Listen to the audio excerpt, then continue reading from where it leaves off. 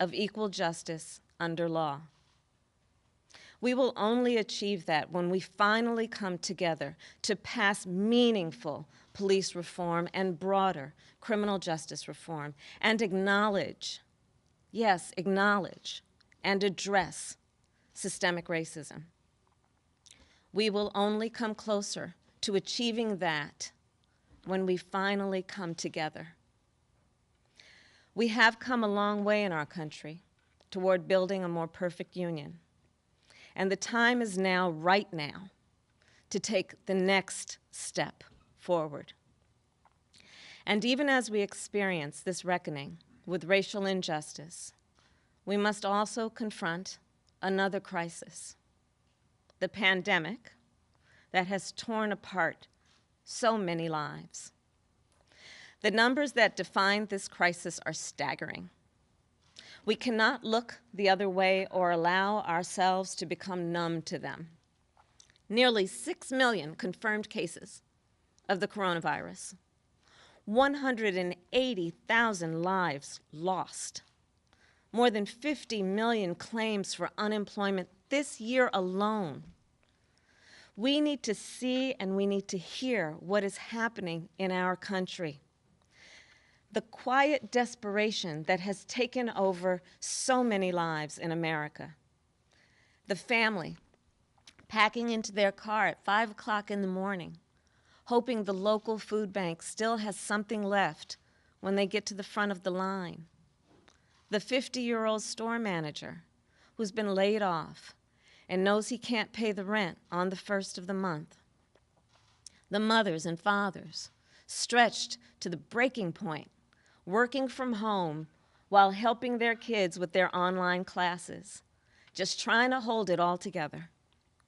The small business owners, economic engines of our communities who are shutting their doors every day.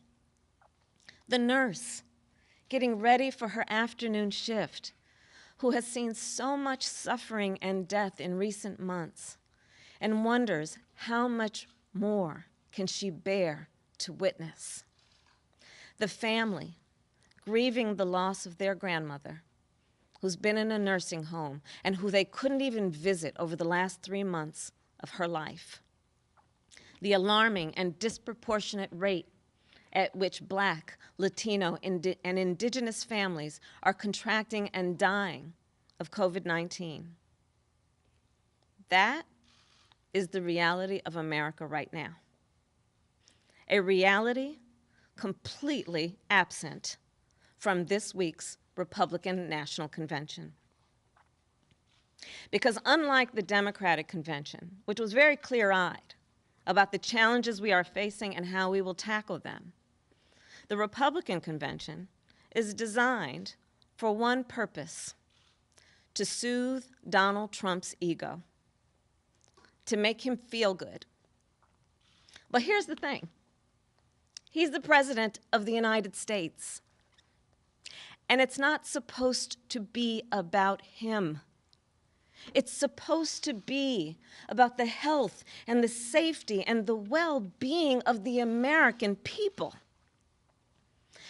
And on that measure, Donald Trump has failed. You see, at its most basic level, Donald Trump doesn't understand the presidency. He thinks it's all about him. Well, it's not. It's about you. It's about all of us, the people.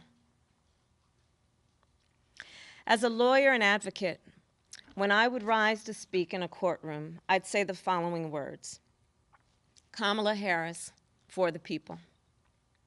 And that is why I stand today to speak for the people, because we know the truth. Donald Trump has failed at the most basic and important job of a president of the United States. He failed to protect the American people.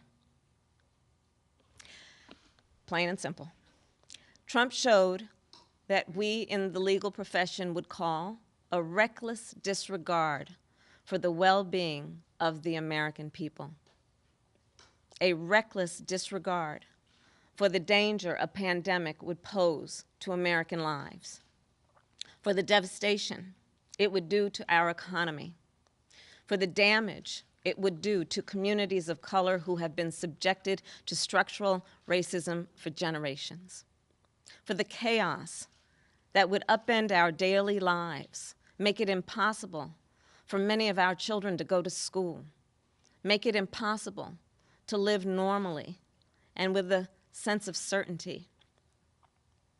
He never appreciated that a president swears an oath before God and country to protect America against threats seen and unseen. It's his duty. It's his obligation to protect us. And yet, he has failed miserably. Here's the thing. Donald Trump's incompetence is nothing new. That has always been on full display. But in January of this year, it became deadly. That's when the threat of a virus that it would endanger the world first emerged. Trump dismissed the threat, but Joe Biden sounded the alarm. It would be the beginning of a pattern that persists to this day. Trump telling us not to worry,